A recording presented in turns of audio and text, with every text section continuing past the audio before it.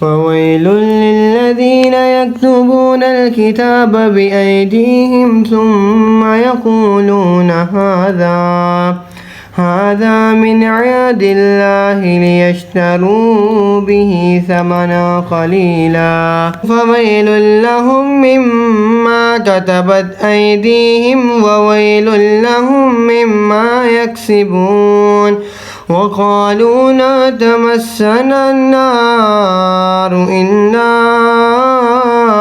أياما معدودة قل أتخذتم عند الله عهدا فلن يخلف الله عهده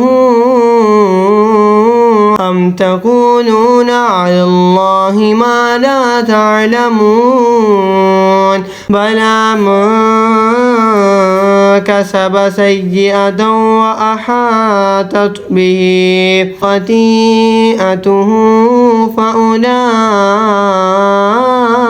أصحاب النار هم فيها خالدون والذين آمنوا وعملوا الصالحات أولئك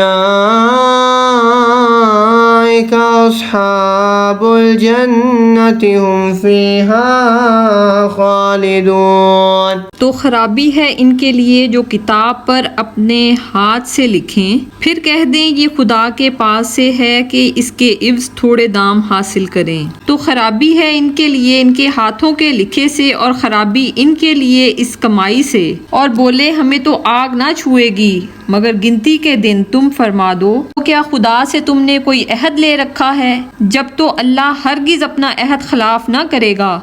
या खुदा पर वो बात कहते हैं जिसका तुम्हें इल्म नहीं। हाँ क्यों नहीं, जो गुनाह कमाए और इसकी खता इसे घेर ले वो दोज़ख वालों में है, इन्हें हमेशा इसमें रहना।